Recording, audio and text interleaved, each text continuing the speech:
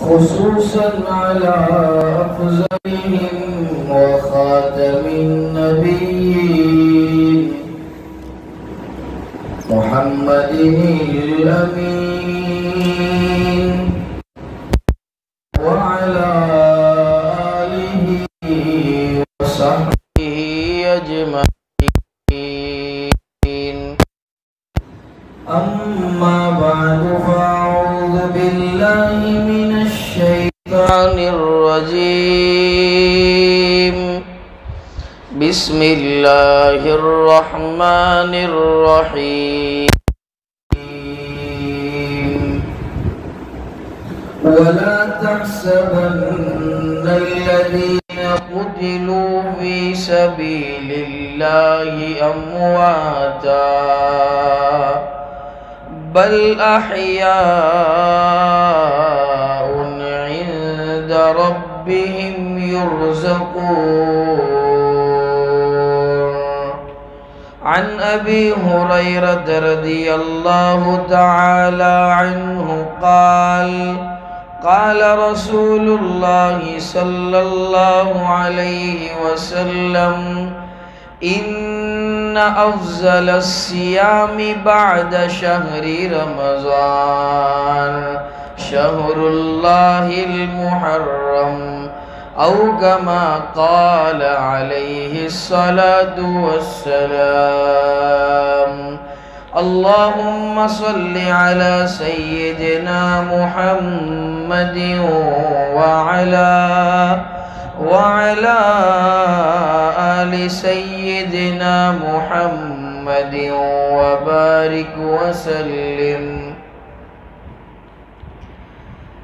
اسلامی سال کا آغاز جو ابھی ہوا ہے، تو یہ آغاز سال کی اس بات کا پیغام دیتا ہے. اس میں سب سے بڑا پیغام جو ہے وہ قربانی کا پیغام. اور دیکھو اسلامی سال جو ختم ہوتا ہے وہ بھی قربانیوں پر ختم ہوتا ہے، اور شروع ہوتا ہے وہ بھی قربانی پر شروع ہوتا ہے. ختم تو اس طرح سے ہوا اسلامی سال ذی الحجہ کے مہینے میں کہ وہاں اللہ رب العزت نے اپنے خلیل جناب ابراہیم علیہ السلام سے اپنے لخت جگر اور اپنے نور نظر جناب اسماعیل علیہ السلام جو بڑی منت و سماجت کے بعد اللہ رب العزت کی جانب سے عطا کیے گئے تھے، ان کی قربانی طلب کی. اللہ نے ان کی قربانی کو مانگا، اور اسلامی سال اور اسلامی ایئر جو شروع ہو رہا ہے وہ بھی قربانی سے، کہ کہیں تو حضرت عمر فاروق رضی اللہ تعالیٰ عنہ کو جام شہادت نوش کروایا جا رہا ہے، اور کہیں نواسہ رسول اور سبط رسول حضرت حسین رضی اللہ تعالیٰ عنہ کو کربلا کے میدان میں بڑے درد سے اور بڑے کرب سے شہید کیا جا رہا ہے، اور کہیں حضرت حسین کے بڑے صاحبزادے علی اکبر کو شہید کیا جا رہا ہے، اور کہیں گود میں لہلہاتا پھول سا بچہ علی اصغر حضرت حسین کی گود میں ہے، اسے بھی شہید کیا جا رہا ہے. گویا اسلامی سال بھی قربانیوں پر ختم ہوا، اور اسلامی سال جو شروع ہوا وہ بھی قربانی ہوا. اب اسلامی جو تاریخ ہے اسے ہم سن ہجری سے یاد کرتے ہیں، جیسا کہ آج کل انگریزی تاریخ کو ہم سن عیسوی سے یاد کرتے ہیں. یہ سن عیسوی سے جو یاد کیا جاتا ہے انگریزی تاریخ کو، تو حضرت عیسیٰ علیہ السلام کے ماننے والوں نے ان کی ولادت سے اپنے سال کا آغاز کیا اور سال کو شروع کیا اور سن عیسوی سے اسے یاد کیا. لیکن ہم نے کیوں سن ہجری سے اسے یاد کیا اسلامک سال کو، اس کی تاریخ ہمیں معلوم ہے. انگریزوں کی ہسٹری ہے ہمارے پاس، لیکن کیوں محرم کو اللہ کا مہینہ کہا گیا ہمیں پتہ نہیں، کیوں سن ہجری سے اسلامی سال کا آغاز ہو رہا ہے پتہ نہیں۔ اور ایک اعتراض یہاں پر یہ ہوتا ہے کہ حدیث پاک جو آپ کے سامنے پڑھی گئی اس میں کہا شہر اللہ المحرم، کہ محرم الحرام یہ اللہ کا مہینہ ہے، تو کیا دوسرے 11 مہینے یہ اللہ کے نہیں اور کسی کے؟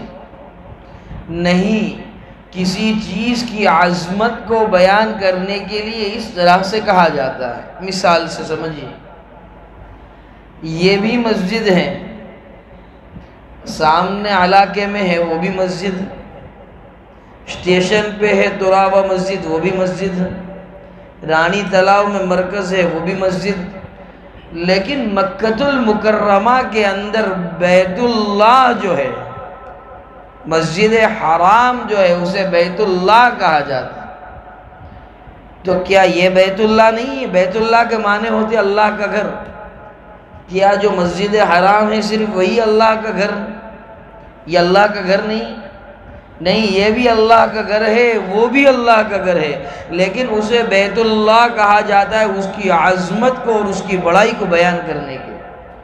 تو تمام مہینے اللہ ہی کے، لیکن محرم کی عظمت کو بیان کرنے کے لیے حدیث پاک میں تاجدار بطحہ محمد مصطفیٰ صلی اللہ علیہ وسلم نے کہا شہر اللہ المحرم، محرم کی عظمت کو بیان کرنے کے لیے اس طرح سے کہا۔ بہرحال عرض یہ کرنا تھا کہ محرم کا جو مہینہ ہے یہ 4 مہینے ہیں اشہر حرم، اس میں بھی محرم الحرام کے مہینے کا شمار ہوتا ہے۔ قرآن نے اس بات کی گواہی دی ان عدت الشہور عند اللہ 12 شہرا فی کتاب اللہ، قرآن اس بات کا بھی ثبوت دے رہا ہے کہ یہ 12 جو مہینے ہیں یہ اللہ کے مہینے ہیں، اور جب سے اللہ نے اس دار فانی کو وجود بخشا ہے، اس دار فانی کو بنایا، دنیا کو بنایا، تب ہی سے یہ 12 مہینے ہیں۔ یہ 12 مہینے کوئی نئی چیز اور نئی بات نہیں، لیکن ان 12 مہینوں میں 4 مہینے یہ اشہر حرم ہیں، منہا 4 حرم، یہ 12 مہینوں میں 4 مہینے یہ حرم 4 حرم ہے، شہر حرم جسے کہا جاتا ہے۔ اور محرم الحرام، رجب، ذی قعدہ اور ذی الحجہ، یہ 4 مہینے ہیں،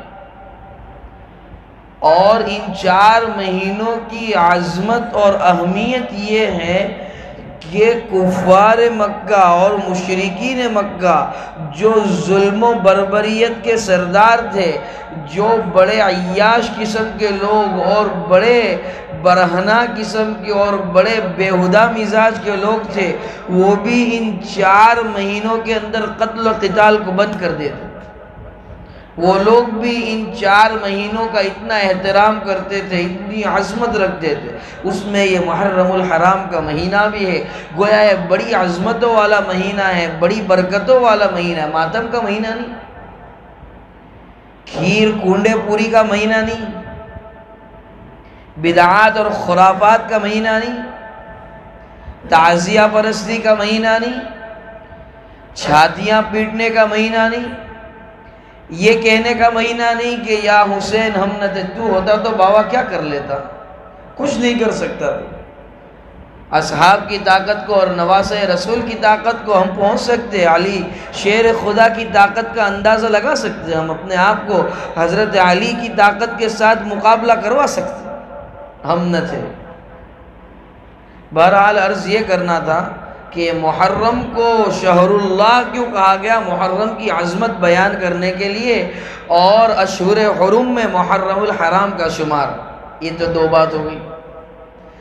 تیسری بات کہ سن ہجری سے جو سال شروع ہوتا ہے، جیسا کہ میں نے سن عیسوی بتایا، انگریزی تاریخ کا سال حضرت عیسیٰ کی ولادت سے اور پیدائش سے شروع ہوتا ہے، تو سن ہجری سے سال شروع ہوتا ہے۔ اس کا بھی ایک پس منظر، ایک واقعہ عہد فاروقی میں، یعنی حضرت فاروق اعظم رضی اللہ تعالیٰ عنہ کے زمانے میں حضرت ابو موسیٰ اشعری رضی اللہ تعالیٰ عنہ یہ یمن کے گورنر رہے۔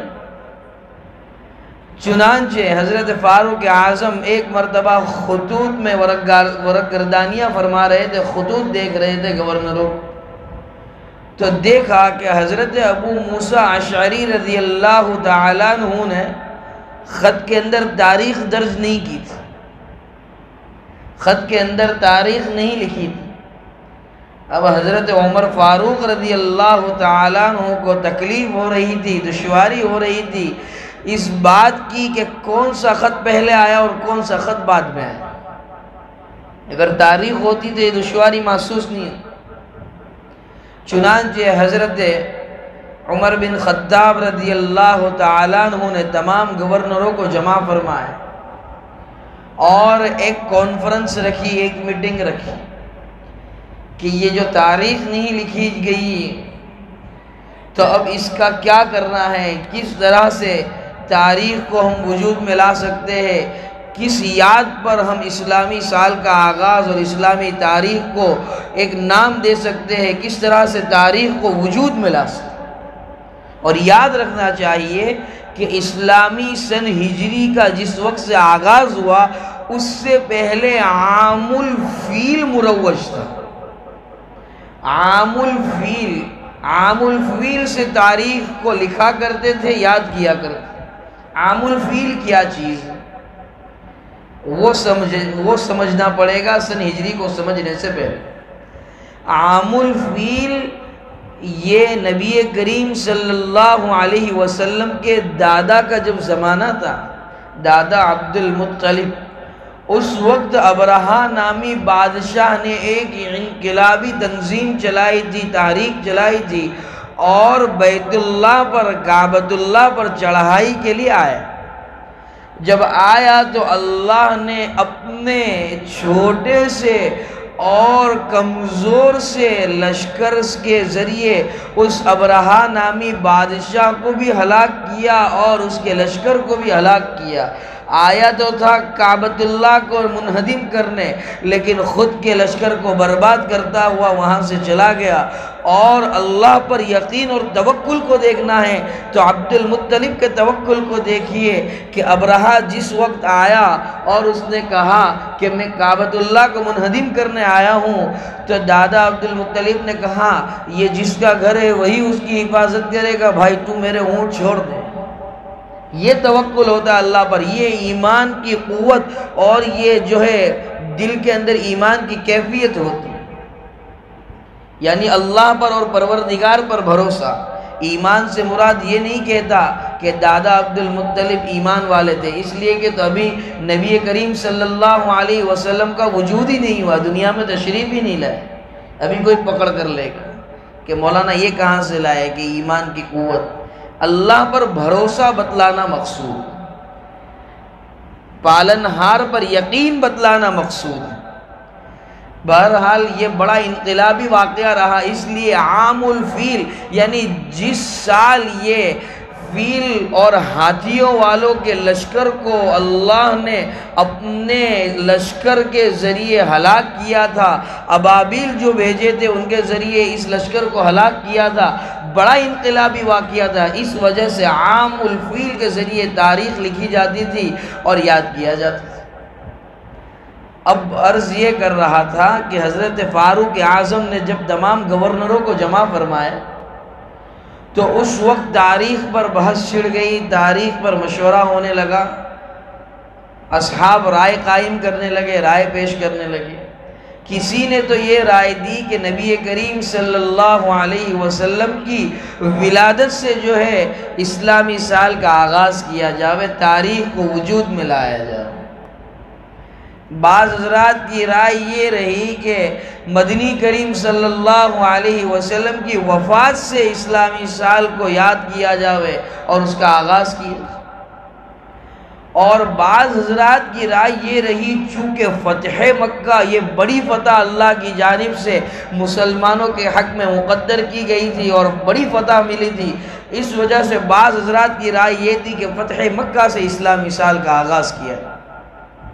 البتہ حضرت عثمان ابن عفان رضی اللہ تعالیٰ عنہ اور شیر خدا حضرت علی رضی اللہ تعالیٰ عنہ کی رائے یہ رہی کہ اسلامی سال کا آغاز جس وقت تاجدار مدینہ محمد الرسول اللہ صلی اللہ علیہ وسلم نے اپنے پیارے شہر مکہ المکرمہ کو چھوڑ کر مدینہ المنورہ کی جانب ہجرت کی، تب سے اسلامی سال کا آغاز کیا۔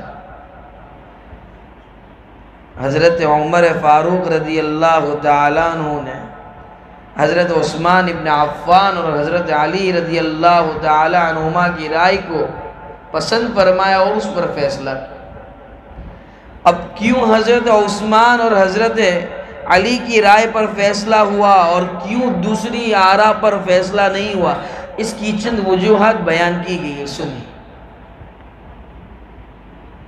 اگر ہم نبی کریم صلی اللہ علیہ وسلم کی وفات سے اسلامی سال کا آغاز کرتے تو چونکہ نبی کے جانے کا غم اور نبی کے جانے کی دنیا سے تشریف لے جانے کی اور پردہ فرما جانے کی جو مسلمانوں کے دل کے اندر کڑن ہے وہ جاگ اٹھتی اور مسلمان جو ہے احساس کم تری کا شکار ہو گئے کہ اس دن ہمارے نبی دنیا سے تشریف لے گئے، اور جس دن سرکار دنیا سے تشریف لے گئے تھے اسی دن سرکار دنیا میں تشریف بھی لائے تھے، یہ بات بڑی مشہور۔ دوسری بات کہ کیوں فتح مکہ والی رائے پر فیصلہ نہیں کیا گیا، تو اس کی وجہ یہ بیان فرمائی کہ فتح مکہ جو مسلمانوں کے لیے بڑی فتح اور زبردست فتح لکھی گئی تاریخ کے اندر اور اللہ کی جانب سے عطا کی گئی، تو اگر اس سے اسلامی سال کا آغاز کیا جاوے، اسلامی ایئر کو شروع کیا جاوے، تو کئی مسلمان عجب کا اور تکبر کا شکار ہو کر ایمان سے اور تعلیمات اسلام سے غافل نہ ہو جائے کہ ہم کو تو آج کے دن بڑی فتح ملی تھی، اور بڑے غافل ہو جائے مسلمان اور پیچھے سے اغیار اسلام کو اور اسلامک جو شعائر ہے اس کو نقصان پہنچانے لگے، تکلیف پہنچانے لگے، کئی مسلمان بالکل آرام میں نہ آ گئے۔ اب یہ تو آراء پر کیوں فیصلہ نہیں کیا گیا یہ بات ہو گئی، لیکن ہجرت والی رائے پر کیوں فیصلہ کیا گیا اس کی بھی وجہ بیان فرمائی۔ وہ یہ بیان فرمائی کہ ہجرت کا جو موقع تھا یہ اسلام کے لیے اور مسلمانوں کے لیے اس بات کا پیغام ہے کہ اپنے دیش کو اور اپنے شہر کو چھوڑنا تو تاجدار مدینہ نے گوارا کیا، لیکن اللہ کے حکم کے اندر ذرہ برابر تبدیلی کو برداشت نہیں کی۔ اسلام کے لیے اور تحفیظ اسلام کے لیے اور شریعت کی حفاظت کے لیے مکہ المکرمہ کو تو چھوڑ رہے اور ہجرت کر رہے مدینہ المنورہ کی طرف، اور بار بار مکے کی طرف مڑ مڑ کر اسے محبت بھری نگاہ سے دیکھ رہے اور کہہ رہے اے میرے پیارے شہر، میں تجھے چھوڑنا تو نہیں چاہتا لیکن کیا کروں، برادران وطن نے مجھے اس بات پر مجبور کر دیا کہ میں آج تجھے چھوڑ کر جا رہا ہوں، یثرب کی طرف جا رہا ہوں۔ مدینہ المنورہ کا نام یثرب ہوا کرتا تھا اس زمان۔ تو سرکار نے آج سے 1400 سال پہلے ہمیں دیش بھکتی بھی سکھائی، آج ہمیں لوگ دیش بھکتی کے پاٹ پڑھا رہے ہیں۔ ہمارے نبی نے 1400 سال پہلے دیش بھکتی سکھا دی کہ ہمیں اپنے ملک سے اپنے شہر سے محبت ہونی چاہیے، وفا ہونی چاہیے، پیار ہونا چاہیے۔ وہ وفا نبھائی سرکار نے اور مکہ کی محبت کا اظہار فرمایا، اور نبی کا کوئی فعل یہ تعلیم کے لیے ہوتا ہے، تربیت کے لیے ہوتا ہے۔ سرکار نے جو مکہ کو پلٹ کر کہا کہ مجھے تجھ سے محبت ہے، تو ہمیں بھی اپنے شہر سے محبت ہے اور کرنی چاہیے، اور اس میں کوئی برائی نہیں۔ ہمیں کیا لوگ دیش بھکتی کے پاٹ پڑھائیں، ہم تو دیش بھکتی ہیں، جو دیش دروہ ہیں ان کی پکڑ کی جائے۔ بہرحال موضوع کہیں کا کہیں چلا جا رہا ہے۔ عرض یہ کرنا تھا کہ یہ جو ہجرت کی سرکار نے مدینہ المنورہ کی طرف، تو یہ بڑا انقلابی واقعہ ہے، اور اس سے مسلمانوں کو میسیج یہ جاتا ہے کہ ہم اپنی گردنیں تو کٹوا سکتے ہیں، ہم جو ہے قبیلہ بدر اور ملک بدر تو ہو سکتے ہیں، لیکن اسلام کے اندر ذرہ برابر تحریف کو برداشت نہیں کر سکتے۔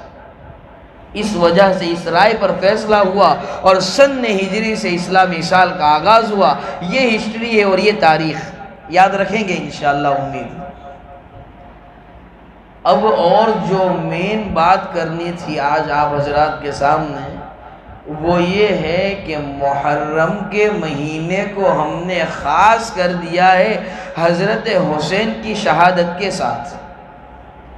یاد رکھو اور غور سے سنو، شہادت حسین کو ہم پامال نہیں کر سکتے، بھلا نہیں سکتے۔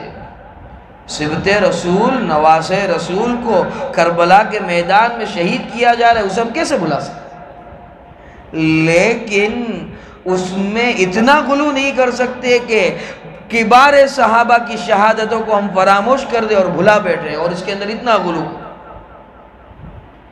یاد رکھو حضرت فاروق اعظم رضی اللہ تعالیٰ عنہ کو بھی جو شہید کیا گیا تھا اسی مہینے کے اندر، محرم کے مہینے کے اندر شہید کیا گیا۔ واقعہ سنو، مسجد نبوی صلی اللہ علیہ وسلم کے اندر حضرت فاروق اعظم رضی اللہ تعالیٰ عنہ صبح کی نماز پڑھا رہے ہیں۔ جب صبح کی نماز پڑھا رہے ہیں تو پیچھے سے وہ مجوسی فیروز آیا اور دو دھاری خنجر سے لگاتار امیر المؤمنین پر 6 وار کیے، اور اسلام کی محبت دیکھیے اور نماز کا لحاظ دیکھیے۔ پیچھے سے حضرت عبد الرحمن ابن عوف رضی اللہ تعالیٰ عنہ کی چادر کو کھینچ کر جو ہے آگے لا رہے ہیں اور امامت پر کھڑا کر رہے ہیں۔ اپنی جان کا جانا تو گوارا ہے، لیکن نماز کے اندر ذرہ برابر خرابی کا آنا گوارا نہیں ہے حضرت عمر فاروق رضی اللہ تعالیٰ عنہ کو۔ اور اس وقت حضرت نے زبان سے کہا قتلنی الکلب، مجھے کتے نے قتل کیا ہے۔ اور حالات کی نزاکت کو دیکھتے ہوئے حضرت عبد الرحمن ابن عوف رضی اللہ تعالیٰ عنہ اپنی نماز کو مختصر فرمائے، اپنی نماز کو چھوٹا فرمائے، اور نماز کے ختم ہونے سے پہلے صف بندی کا عالم، کہتے ہیں نا صفے درست کرو، صفے درست کرو، صفے درست کرو، اس لیے کہتے ہیں کہ اصحاب کی صف بندی کی درستگی کا عالم یہ تھا کہ وہ مجوسی جو قتل کر کے اور خنجر کے وار کر کے وہاں سے جانا چاہتا تھا، صفوں کو توڑ کر اور صفوں کو چیر کر جا نہ سکا، اور ہیبت کے مارے خودکشی کر لی، اسی خنجر سے اپنے آپ کو وہاں اس نے قتل کر ڈالا، خودکشی کر لی، اور خود بھی یہاں سے دار پانی سے دھرتی کا بوجھ جو ہے کم ہو۔ یہ مسلمانوں کی صف بندی کا عالم تھا۔ اور صرف حضرت عمر رضی اللہ تعالیٰ عنہ نے اتنا پوچھا، کیا مجھے قتل کرنے والا کوئی مسلمان تو نہیں؟ صرف اتنا سوا، کوئی گلہ نہیں، کوئی شکوہ نہیں۔ اور آج ہم ماتم کر رہے ہیں، چھاتیاں پیٹ رہے ہیں۔ یاد رکھو سرکار دو عالم صلی اللہ علیہ وسلم نے فرمایا، چھاتیاں پیٹنے والا اور ہائے واویلا کرنے والا اور موت اور میت پر ماتم کرنے والا ہم میں سے نہیں۔ کسی عزیز کی، کسی قرابت دار کی، باپ کی، بیٹے کی، بھائی کی، بہن کی، بیوی کی موت ہو جائے تو شریعت نے 3 دن سوگ منانے کی اجازت دی، لیکن اس سوگ میں بھی زور زور سے چلا کر رونا نہیں۔ آنکھ سے کچھ آنسو آ گئے، دل کچھ رنجیدہ ہو گیا، کھانا کھایا نہیں کھایا، کھانا بھی کھا سکتے، لیکن انسان کا دل چونکہ رنجیدہ ہوتا ہے، کسی چیز میں اس کا دل نہیں لگتا ہے، بس اس کا نام سوگ ہے کہ بالکل اسے کسی چیز کا اور دنیاوی نعمت کی جو لذت ہے وہ اسے محسوس نہیں ہو رہی۔ یہ بھی قریبی رشتہ دار کے لیے 3 دن کی اجازت ہے۔ اور اگر شوہر کا انتقال ہو جاوے تو شریعت نے بیوی کے لیے، چونکہ ایک بڑا سنگم رہا ہے اور بڑی محبت رہی ہے ان دونوں کے اندر، میاں بیوی کے اندر، اس لیے شوہر کے انتقال پر 4 ماہ اور 10 دن کی اجازت شریعت نے دی۔ اور ہم شہداء کو کیا سمجھتے ہیں؟ شہادت کو ہم کیا، اس پر ماتم کی اجازت کیسے ہو سکتی ہے؟ اگر ماتم کی اجازت تھی تو کیوں اصحاب نے ماتم نہیں کیا امیر المؤمنین حضرت فاروق اعظم رضی اللہ تعالیٰ عنہ کی شہادت کو؟ اور کیوں خود اپنی حیات کے اندر حضرت عمر فاروق رضی اللہ تعالیٰ عنہ اپنی زبان سے دعا مانگا کرتے تھے؟ کیا دعا ہے وہ؟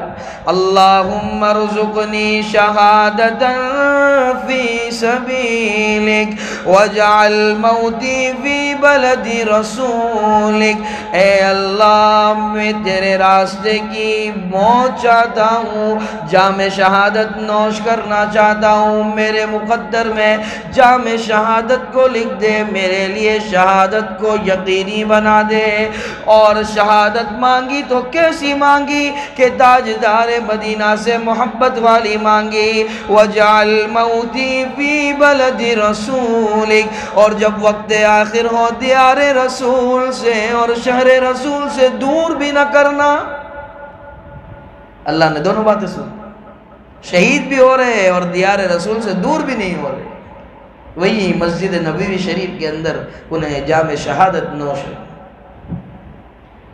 اور مرنے کے شہید ہونے کے بعد بھی سرکار دو عالم صلی اللہ علیہ وسلم کا پڑوس ملا، یار غار بھی رہے ہیں حضرت عمر فاروق اور صدیق اکبر رضی اللہ تعالی۔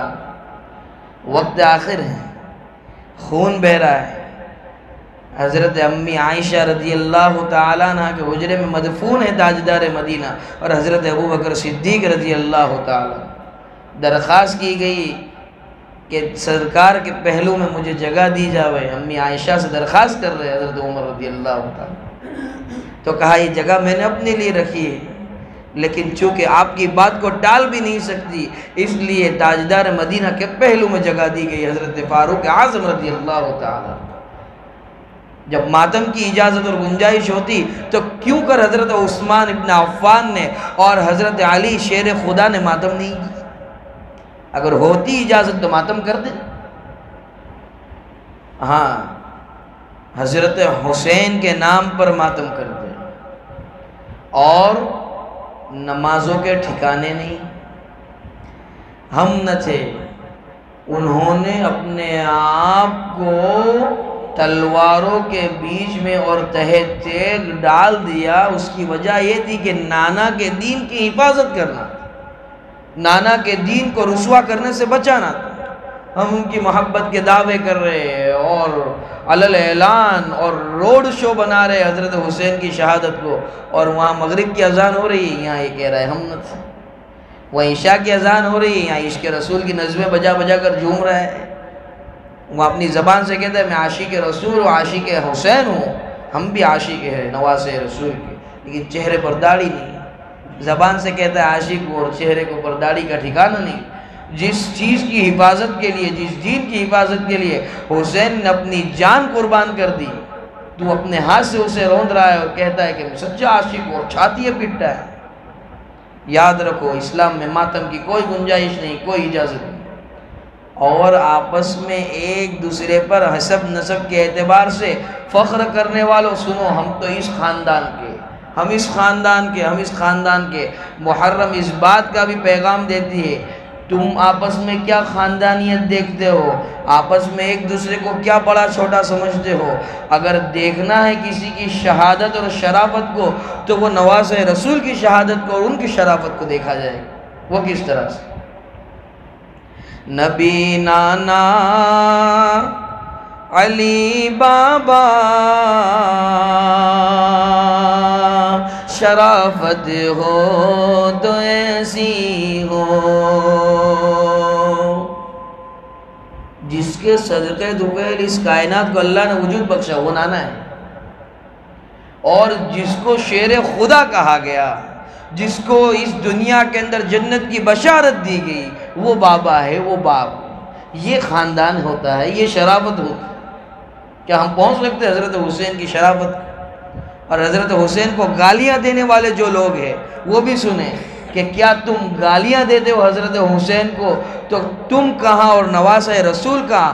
تم تو چے بدی اور چے بدی کا شوربہ حضرت حسین کی دھول کے برابر بھی تم نہیں ہو سکتے، تم کیا حضرت حسین پر کلام کرتے ہو اور اہل بیت پر کلام کرتے ہو؟ بہرحال کیا کہہ رہا تھا؟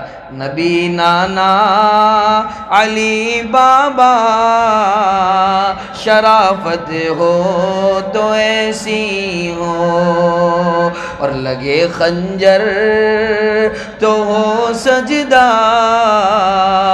شہادت ہو تو ایسی ہو۔ سنو حضرت حسین کا واقعہ۔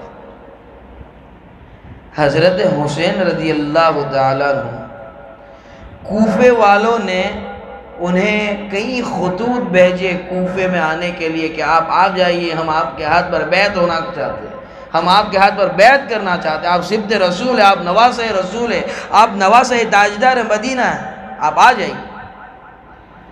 اس وقت حضرت حسین رضی اللہ تعالیٰ عنہ کے جو رفقا تھے، حضرت عبداللہ ابن عباس رضی اللہ تعالیٰ عنہ اور حضرت عبداللہ ابن عمر رضی اللہ تعالیٰ عنہ، ان سے مشورہ کی۔ ان دو حضرات کی رائے یہ تھی کہ آپ بالکل نہ جائیں، اس لیے کہ کوفہ والوں سے وفاداری کا ثبوت کبھی ملا ہی نہیں، بڑے بے وفا قسم کے لوگ۔ لیکن حضرت حسین رضی اللہ تعالیٰ عنہ نے فرمایا اگر وہ سچی طلب والے ہوئے اور وہ واقعی طور پر اور حقیقتاً مجھ سے بیعت کرنا چاہتے، اور کل اللہ نے مجھ سے سوال کر لیا کہ کیوں وہ تم سے بیعت کرنا چاہتے تھے اور تم وہاں نہیں پہنچے، کیوں حق کا ساتھ دینے میں تم نے دریغ کیا، کیوں تم نے حق کا ساتھ دینے والوں کی بات کو نہیں مانا؟ یہ ڈر رہے حضرت حسین رضی اللہ تعالیٰ، ہم تو برابر نمازیں چھوڑ رہے، ہم برابر سنتیں چھوڑ رہے، واجبات چھوڑ رہے، زکوٰۃ چھوڑ رہے، حج چھوڑ رہے، ہم کو بالکل ڈر نہیں لگتا، اور کہتے یا حسین ہم نہ تھے۔ اور یہاں پر حسین کو کیا ڈر ہے؟ معلوم ہے کہ جان کا خطرہ ہے۔ ان لوگوں نے کبھی وفاداری کا ثبوت نہیں دیا۔ عبداللہ ابن عباس اور عبداللہ ابن عمر رضی اللہ تعالیٰ عنہما کہہ رہے کہ ان سے کبھی وفاداری کا ثبوت نہیں ملا، اس کے باوجود کیا کہہ رہے؟ لیکن اگر واقعی ان کی سچی طلب ہوئی اور مجھ سے اللہ نے سوال کر لیا کہ کیوں تم نے حق کا ساتھ نہیں دیا، تو میں کیا جواب دوں؟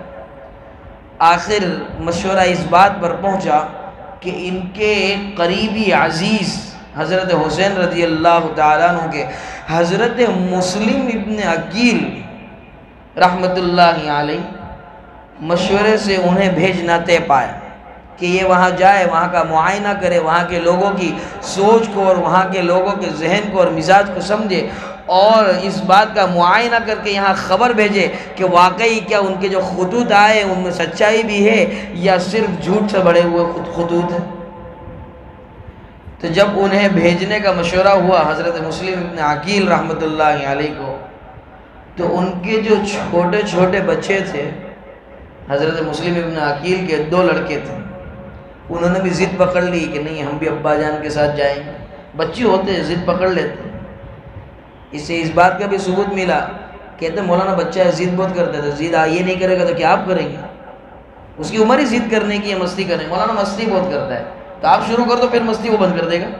یہ دیکھ کے والد صاحب نے کچھ نیا ٹانڈو شروع کیا ہے گھر کے اندر۔ بہرحال عرض یہ کر رہا تھا کہ انہوں نے ضد پکڑ لی کہ بھائی ہم بھی ابا جان کے ساتھ جائیں گے، سمجھایا بڑا طویل سفر ہے اور آگے بہت کام ہیں، بڑی ذمہ داریاں ہیں، لیکن نہیں مان رہے، نہیں سمجھ رہے۔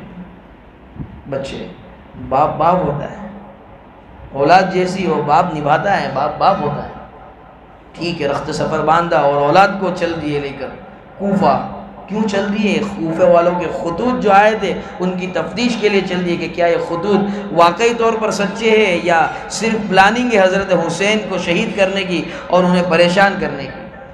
اور شاہ عبدالعزیز محدث دہلوی رحمت اللہ علیہ انہوں نے لکھا کہ کوفے سے جو خطوط آئے تھے نواسہ رسول حضرت حسین رضی اللہ تعالیٰ عنہ کے لیے، ان کی مقدار 12,000 تھی، 12,000 خطوط وہاں سے آئے۔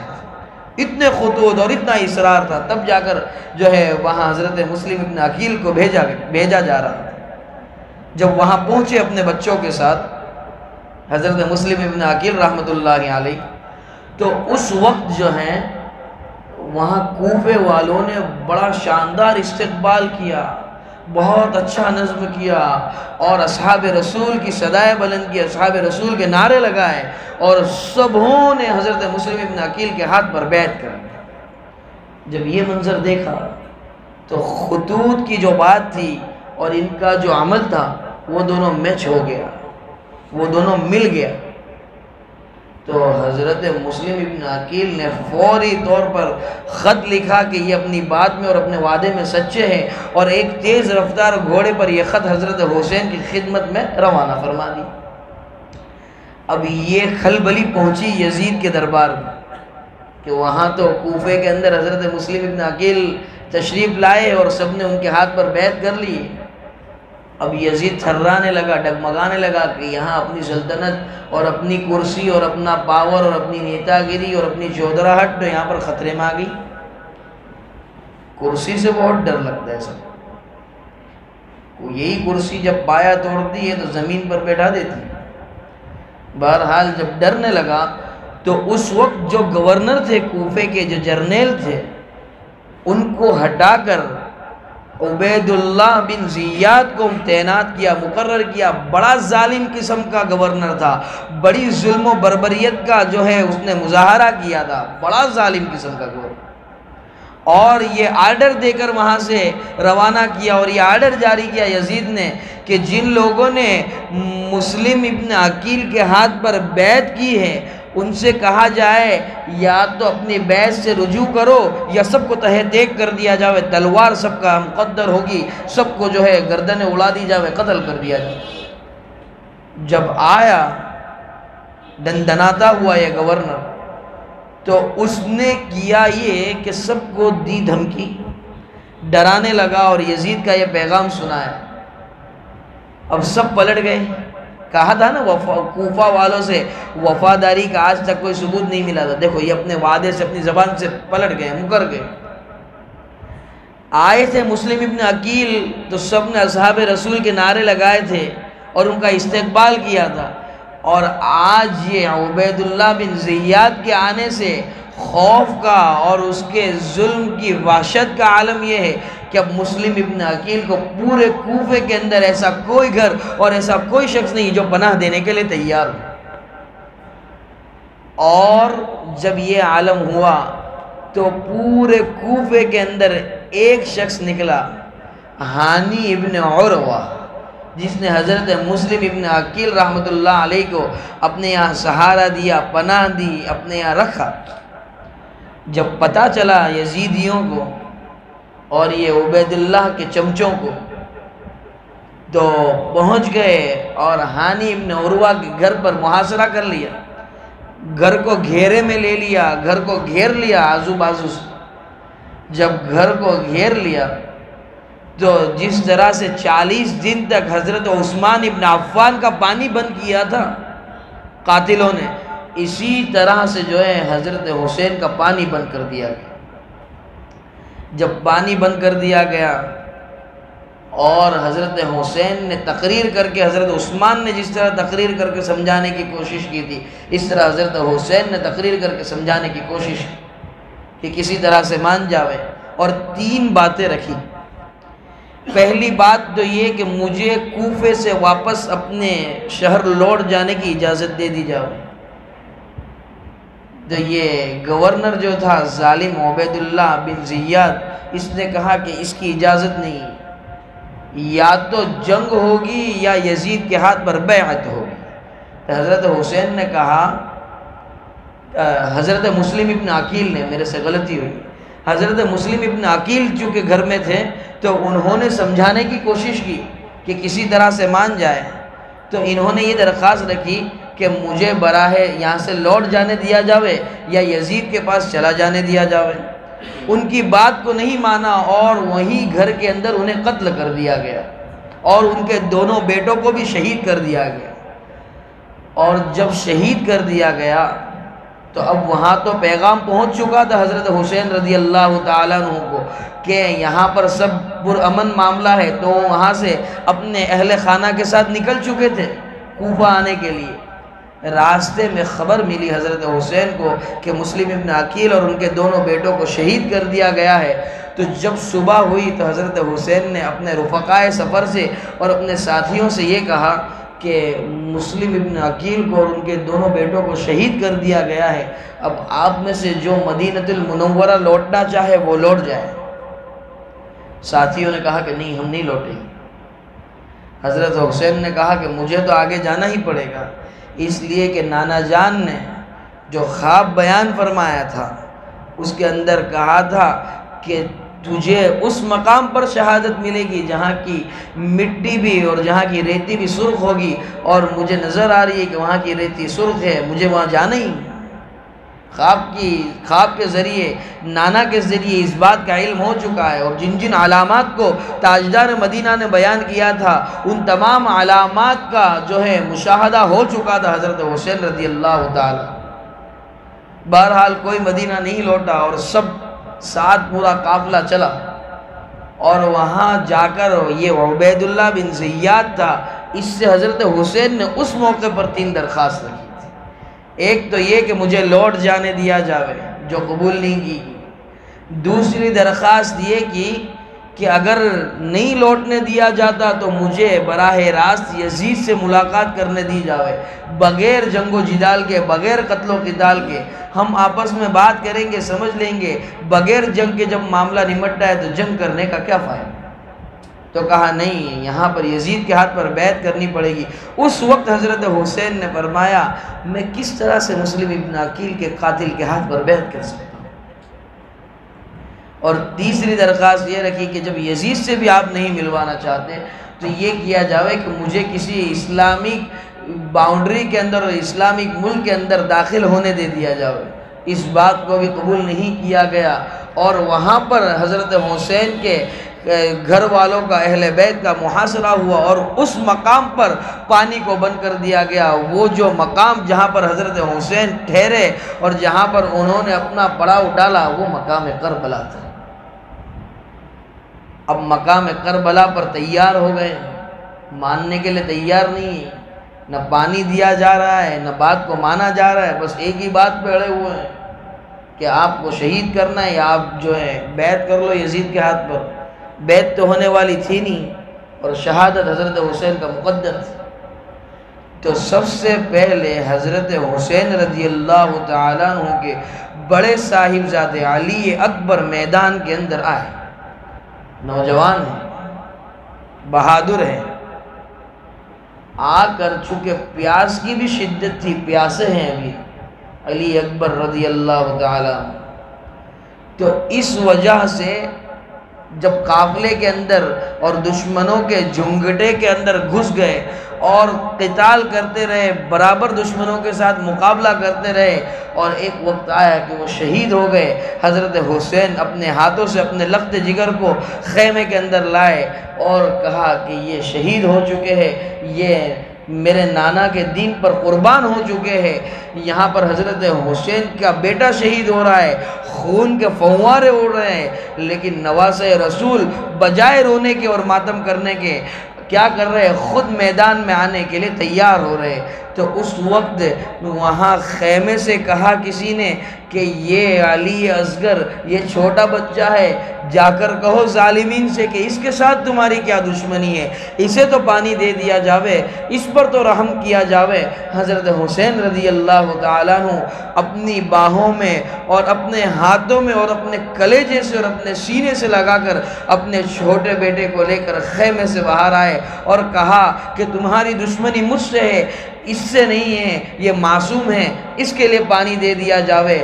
تو ایک بڑا بدترین اور بڑا خبیث نما آدمی اور بڑا سنگ دل آدمی وہ دشمنوں کے لشکر میں تھا، وہاں سے اس نے تیر چلایا، اور یہاں علی اصغر بھی اللہ کی رحمت میں جا رہے ہیں، اور جا کر اپنے خیمے کے اندر حضرت حسین رضی اللہ تعالیٰ عنہ نے اسے بھی دے دیا اور کہا کہ یہ بھی شہید ہو چکا ہے، اور نانا کے دین کے لیے میرا دوسرا بیٹا بھی قربان ہو چکا۔ گھر والوں نے رونا شروع کی، محبت ذرا آواز بلند ہوئی حضرت حسین نے فرمایا نہیں، کیوں نہیں، یہ صبر کرنے کا موقع ہے، اور صبر کرنے والوں کے لیے بڑی فضیلت ہے اور بڑی جو ہے عظمت ہے، اور ان کے بڑے مقامات بیان کیے، قرآن کریم نے بھی بیان فرمایا وَبَشِّرِ الصَّابِرِينَ، اور خوشخبری دے دو صبر کرنے والوں کو، اور خوش کر دو اور انہیں بشارت سنا دو جو صبر کرنے والے ہیں۔ اور کون لوگ ہیں جو صبر کرنے والے ہیں؟ الذین اذا اصابتهم مصیبہ قالوا انا للہ وإنا الیہ راجعون اولئک علیہم صلوات من ربهم ورحمة وأولئك هم المهتدون۔ صبر کی تلقین کر رہے ہیں حضرت حسین، اہل خانہ کو اس بات کی تلقین کر رہے ہیں یہ اللہ کی امانت تھی، اللہ نے واپس لے لی، کوئی ادھیکار نہیں ہمیں بری باتیں اور اپنی زبان سے کلام کرنے کا۔ بری باتیں تو ہو نہیں رہی تھی لیکن روکا ہائے واویلا کرنے سے۔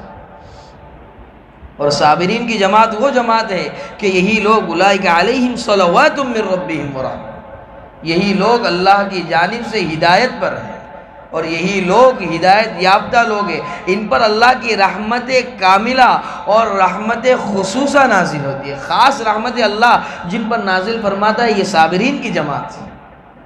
بہرحال اب زین العابدین اس وقت ان کی طبیعت بہت خراب تھی، وہ تو میدان میں اتنی بھی طاقت نہیں رکھتے تھے کہ تلوار کو اور اپنے جو ہے اوزار کو لے کر، اپنے ہتھیار کو لے کر مقابلہ کر سکے۔ اب حضرت حسین خود میدان میں آ رہے، نواسۂ رسول آ رہے ہیں میدان میں، اور جب آئے میدان کے اندر تو کہا ہو ظالموں، ہو دشمنوں، کچھ انتظار کرو کہ میں 2 رکعت پڑھ لوں۔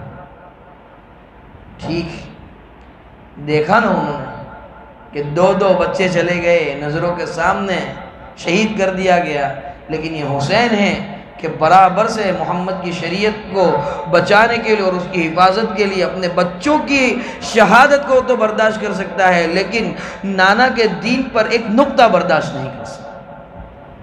جب 2 رکعت پڑھنے کے لیے کہا اور حضرت حسین نے رکعت باندھی، اب جب رکعت باندھی تو رکعت باندھ کر پہلی رکعت کو ختم کرنے والے تھے، سجدے میں گئے تو وہاں سے شمر نامی جو شخص تھا، شمر ذل جوشن جس کا پورا نام، اس نے حضرت حسین رضی اللہ تعالیٰ عنہ پر وار کیا، اور وار کیا تو یہی کربلا کی سرخ مٹی ہے جہاں پر حضرت حسین رضی اللہ تعالیٰ عنہ اپنے نانا کے دین کے لیے شہید ہو گئے، قربان ہو گئے۔ گھر کے تمام افراد نے اپنی جانیں نوچھاور کر دی اسلام کو اور اس دین کو اور اس حق کی دعوت کو ہم تک پہنچانے کے لیے، اور آج ہمارا حال یہ ہے کہ ہم حضرت حسین کی اتنی زبردست شہادت کو روڈ شو بنا رہے ہیں، اتنی زبردست شہادت کو ہم روڈ پر لا کر تماشا بنا رہے ہیں۔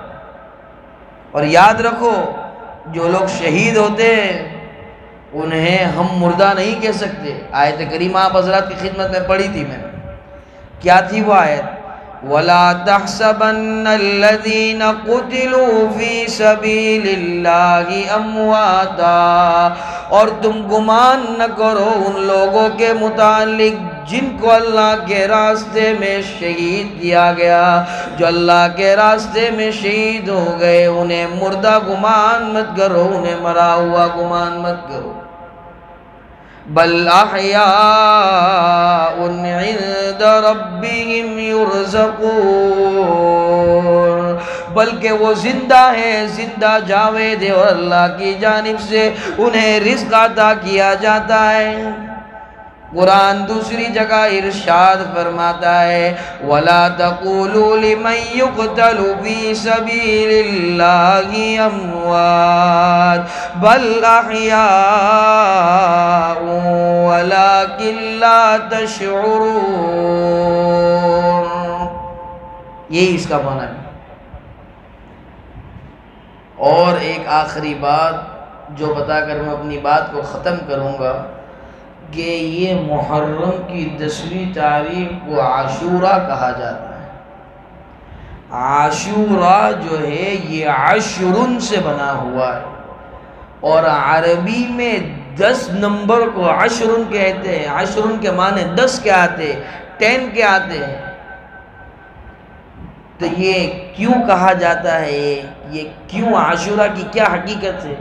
وقت اس بات کی اجازت نہیں دیتا کہ اس کی تفصیلات کو بیان کیا جاوے، البتہ ایک نقطہ بیان کروں کہ یہ عشرن سے بنا ہوا ہے، اس کے معنی 10 کے آتے ہیں، 10 کے آتے ہیں، اس وجہ سے کہ اس دن 10 بڑے بڑے انبیاء کرام علیہم السلام کے ساتھ 10 جلیل القدر انبیاء کرام علیہم السلام کے ساتھ 10 بڑے بڑے انقلابی واقعات وجود میں آئے تھے، پیش آئے تھے، جس میں سب سے مشہور واقعہ جو ہے وہ حضرت موسیٰ علیہ السلام کا ہے کہ انہوں نے اس دن اپنی قوم کو فرعون کی بربریت سے اور فرعون کے مظالم سے نجات دلائی تھی اور آزاد کیا تھا، اور فرعون کے عذاب سے اپنی قوم کو بچایا تھا۔ یہ ایک واقعہ ہے، دیگر بھی 9 واقعات کتابوں کے اندر تحریر کیے ہیں تحریر کرنے والوں نے۔ بس بہرحال کہنے کا مقصود یہی تھا کہ اللہ رب العزت نے ہمیں محرم کا جو مہینہ دیا ہے، یہ 10 محرم کا جو روزہ ہے اسے رکھا جاوے۔ نبی کریم صلی اللہ علیہ وسلم نے اس روزے کو رکھا تھا، اور اس کی خاص بات یہ ہے کہ جب تک رمضان کے روزے فرض نہیں ہوئے تھے، اور جب رمضان کے روزے فرض نہیں ہوئے تھے اس وقت یہ روزہ فرض تھا مسلمانوں کے اوپر، اور جس وقت رمضان کی فرضیت آ گئی اس وقت سے یہ روزہ فرض سے نفل میں تبدیل ہو گیا۔ اور سرکار نے فرمایا کہ یہ روزہ یہود بھی رکھتے ہیں، اور جب یہود سے پوچھا گیا کہ تم لوگ یہ روزہ کیوں رکھتے ہو، تو انہوں نے کہا کہ اس دن ہم کو جو نجات ملی تھی فرعون کے مظالم سے، اس کی خوشی میں ہم یہ روزہ رکھتے ہیں، تو کہیں غیروں کے ساتھ مشابہت نہ ہو جائے، کہیں غیروں کے ساتھ ہم برابر نہ ہو جائے۔ اس لیے سرکار نے فرمایا کہ اگر آئندہ سال اگر زندگی نے وفا کی اور میں اس دنیا میں رہا تو میں اس 10 کے ساتھ یا تو 9 کو ملا لوں گا یا 11 کو ملا لوں گا، تاکہ 11 کے مشابہت سے حفاظت ہو جاوے۔ اس لیے کہ بڑی وعید آئی ہے اس بات کی بھی کہ جو لوگ غیروں کی مشابہت اختیار کرتے ہیں، کل قیامت میں ان کا حشر بھی انہی غیروں کے ساتھ ہوگا جن کی وہ مشابہت اختیار کرتے ہیں۔ بہرحال یہ روزہ بڑی فضیلتوں کا حامل ہے۔ اس روزے کے رکھنے سے پچھلے سال کے پورے صغائر جو چھوٹے گناہ ہیں، جو اللہ کے گناہ ہیں، جو حقوق اللہ میں سے انہیں معاف کر دیا جاتا ہے۔ بڑے گناہوں کے لیے توبہ شرط ہے، اور جو بندوں کے گناہ ہیں اس کے لیے بندوں سے معافی مانگنا شرط ہے۔ جب تک بندہ معاف نہیں کر دیتا رب ذوالجلال معاف نہیں فرما سکتے۔ اللہ رب العزت محرم الحرام کا صحیح فہم نصیب فرماوے، اور اس دن کی قدردانی کرنے کی توفیق سعید عطا فرما کر محرم کو اللہ کا مہینہ جانتے ہوئے اس کی پوری عظمت کو دل میں رکھنے کی توفیق سعید عطا فرماوے۔